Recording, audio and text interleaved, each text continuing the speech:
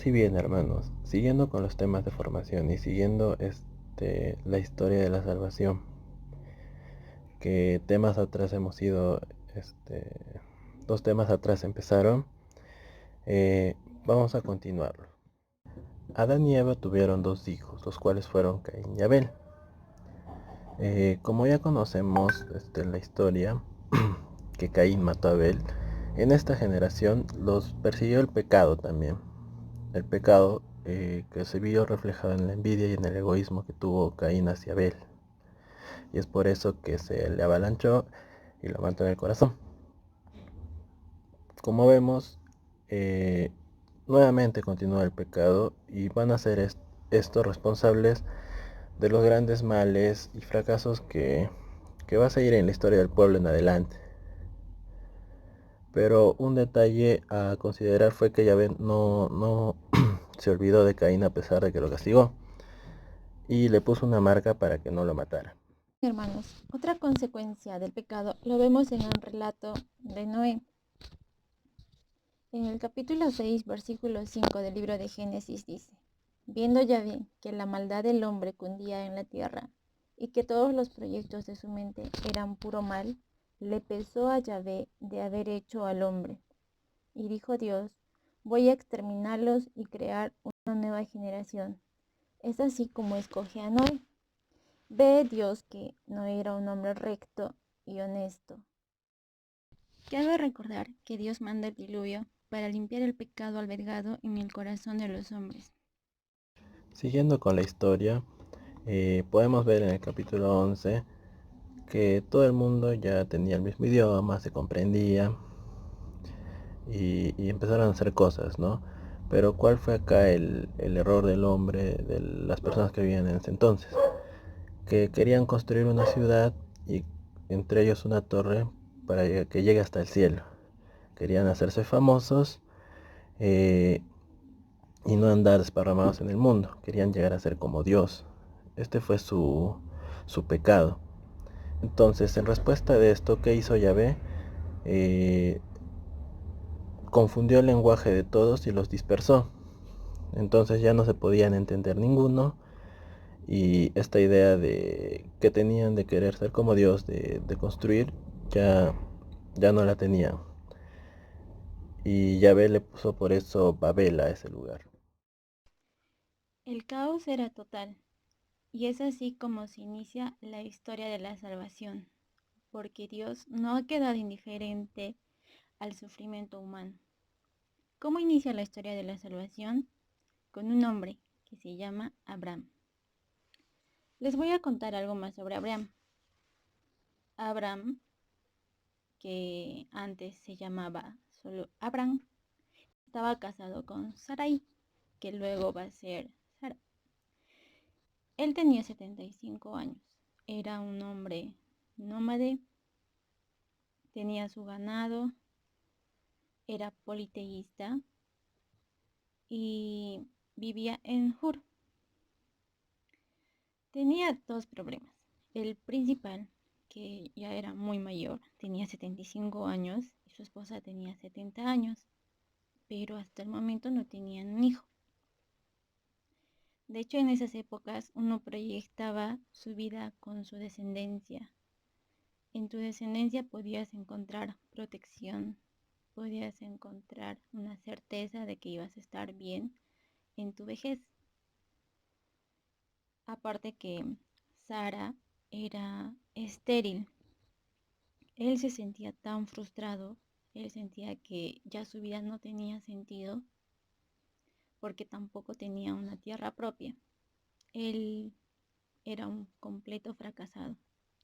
Y he aquí que Dios se fija en él, porque como ya vemos, hay un factor común entre muchos elegidos de Dios, los cuales siempre son personas que no son los típicos héroes, no son los típicos victoriosos, sino siempre escoge al más humilde, en este caso al fracasado, que es Abraham.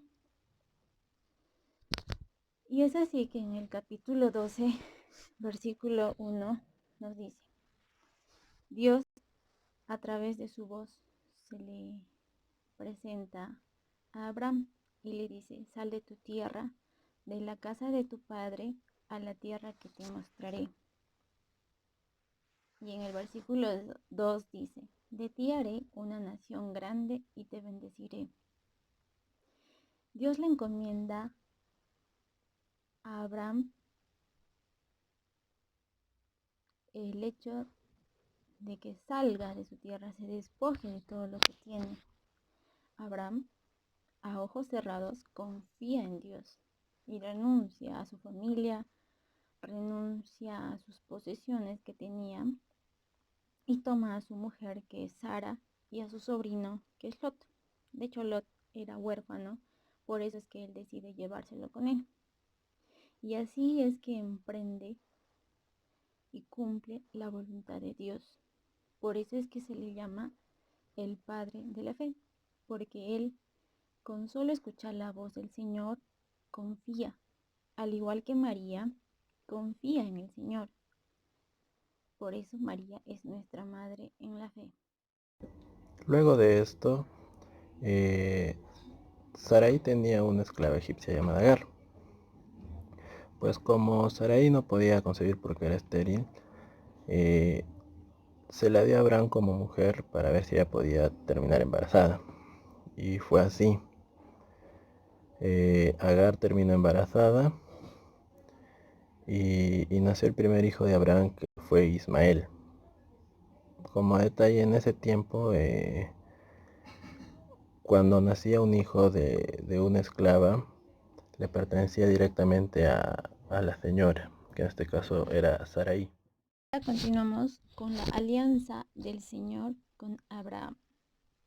En el capítulo 17, versículo 1 dice, cuando Abraham tenía 99 años, se le apareció el Señor y le dijo, yo soy Dios Todopoderoso, camina en mi presencia y sé honrado, y haré una alianza contigo, haré que te multipliques sin medida.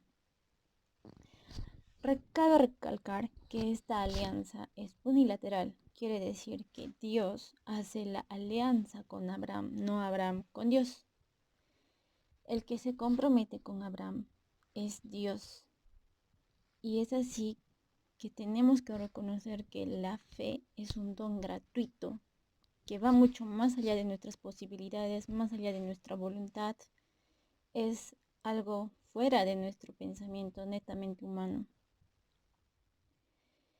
Y en el mismo capítulo, en el versículo 4, es cuando le dice, mira, esta es mi alianza contigo, serás padre de una multitud de pueblos, ya no te llamarás Abraham, sino Abraham, porque te hago padre de una multitud de pueblos. Es así que Abraham significa padre de los pueblos.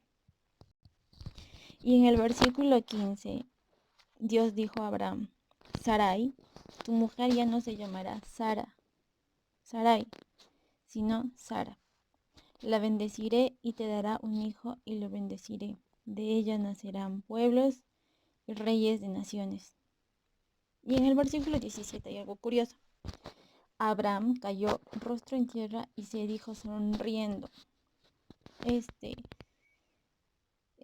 actuar, que es sonreír, simboliza mucho. Un centenario va a tener un hijo y Sara va a dar a los 90. Ahí se ríe y esta risa va a simbolizar el nombre de Isaac, que luego lo vamos a ver también cuando Sara se ríe. En el capítulo 18, en el versículo 1, el Señor se le apareció a Abraham junto al encinar de Mambré. Mientras él estaba descansando a la puerta de su carpa, se le aparecieron 3 hombres y él dedujo que eran de parte de Dios. Así que los invitó a pasar a su casa, a su carpa, y les invitó a que descansen, les invitó comida. Y mientras ellos estaban conversando, también Abraham le pidió a Sara que prepare comida para que se los dé a ellos. Mientras ellos estaban hablando, le dijeron, ¿dónde está Sara, tu mujer? Y él contestó, ahí en la tienda de campaña. Y añadió uno, para cuando yo vuelva a verte en un año, Sara habrá tenido un hijo. Y Sara lo oyó detrás de la puerta de la carpa. Y Sara se rió por lo bajo pensando, cuando yo estoy seca, ¿cómo va a ser posible que yo pueda tener un hijo? Aquí nos ponemos un paréntesis. Muchas veces podemos pensar, ¿cómo va a ser posible que Dios haga esto en mi vida? Pues esto es fe. Para Dios no hay nada difícil, no hay nada imposible. Él puede obrar con muchas cosas que tú puedas pensar que es imposible para tu vida, pero lo hace siempre y cuando tú tengas la fe, esa certeza de que Él lo va a hacer así. Y es así como sucede, ¿no? Que el nombre de Isaac significa risa o alegría, es la alegría que expresan Abraham y Sara, porque ambos se ríen de su situación, pero Dios hace posible que ellos puedan ser padres de Isaac y así tengan su descendencia y así se cumple la promesa de Dios. Siguiendo con la promesa que Dios le hizo a Abraham, ya cuando Abraham tenía 100 años, Sara quedó embarazada del cual dio un hijo llamado Isaac, el cual era de sangre de Abraham, su hijo de sangre, sangre, el cual fue circuncidado a los 8 días de haber nacido. Por la diferencia de edades, el hijo de Agar se burlaba de Isaac, el hijo de Sara. Entonces esto desagradó a Sara, que era su mamá. Sara le pide a Abraham que despida a Agar. Entonces acá viene otra de las pruebas más difíciles para Abraham, que desprenderse de Ismael, de su hijo, el cual ya era su primer hijo, el cual se tuvo que desprender y no le agradó la idea de despedirle. Pero entonces Yahvé le dijo a Abraham que no se preocupara, que le haga caso a Sara lo que le decía, ya que de Ismael va a salir una gran nación, un gran pueblo. Entonces, como ya conocemos cómo es Abraham, en seguir la palabra de lo que Yahvé le decía, en seguir con esa fe, le hizo caso. La despidió. Entonces, en pleno salida de Agar con Ismael, podemos ver de que estaban en el desierto y se quedaron sin agua. Entonces a Agar se le ocurrió la idea de abandonar a su hijo, porque al estar sin agua pensó que ya su hijo iba a morir. Entonces Yahvé escuchó los gritos de Ismael, del niño, y se le acercó a Agar y le dijo que busque al niño, que no tema y que de él van a surgir lo que le prometió anteriormente, que de Ismael van a surgir un gran pueblo. Entonces Agar regresó donde estaba el niño, donde estaba Ismael, y vio un pozo de agua. Entonces volvió a confiar una vez más en Yahvé Agar, en la promesa de Dios hacia Ismael, que también es descendencia de Abraham. Y Agar vio un pozo de agua, y entonces Ismael se crió en el desierto y se convirtió en un gran arquero. Viene una parte muy importante en toda esta historia que conlleva tanto a Isaac como a Abraham y a Dios, en la que Isaac ya tenía 15 años. Entonces, como cualquier padre que cuando tiene su primer hijo, este, lo resguarda, lo protege, le quiere dar todo. Entonces Dios se da cuenta, por un lado, de que Abraham empieza a estar a poner a su hijo sobre Dios, como un primer plano, por así decirse. Entonces, ¿qué hace Dios? Le dice, toma a tu hijo, el único que tienes, al que amas, anda a la región de Moria y allí me lo sacrificarás en el cerro en el que él le iba a indicar. Entonces, Abraham, siguiendo y confiando, a la madrugada tomó a dos sirvientes en un burro, llevando la leña, se dirigió con Isaac más. Al tercer día levantó la mirada y a lo lejos vio el lugar, que ese era el lugar, ¿no? El lugar indicado. Entonces les dijo con las dos personas que estaba que se queden, que él y Isaac iban a ir a adorar. Entonces tomaron el brasero, la leña, el cuchillo y se enrumbaron, ¿no? Y Isaac, dentro de su inocencia, por así decirse, porque quizás no se esperaba, ¿no? Le preguntó dónde estaba el cordero para el sacrificio. Y la respuesta de Abraham fue que Dios iba a proveer, Dios iba a poner el cordero. Eso le respondió Isaac. Entonces, una vez que han llegado ahí, prepararon todo, ¿no? Prepararon la leña, eh, el fuego, todo. Abraham ató a Isaac y estuvo ya con el cuchillo a punto de acercarse a su hijo. Y es en ese momento en que se le aparece un ángel, el ángel de Yahvé, el que lo detuvo para que no estire la mano con el cuchillo. Y le dice, se ve que le temes a Dios, ya que no me negaste a tu hijo único.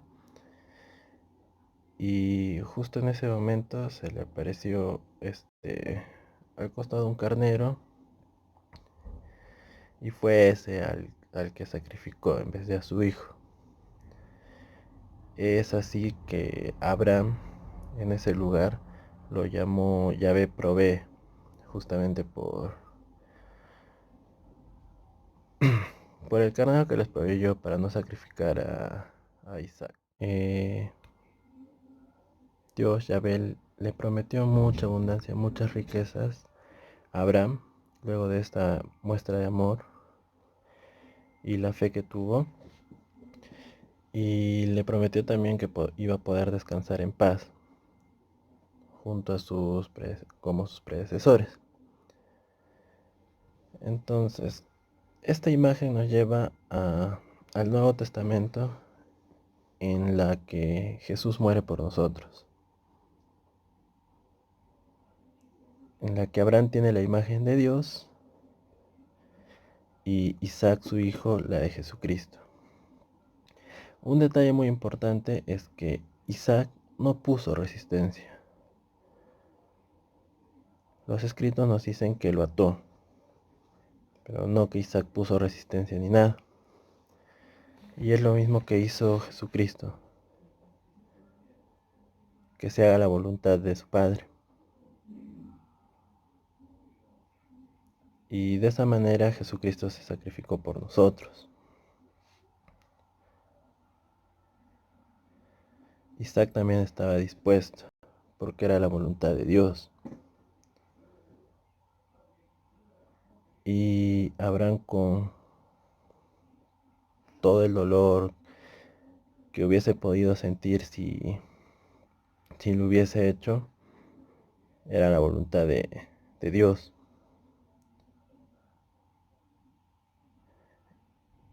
Otro punto importante es, en toda esta parte de Abraham,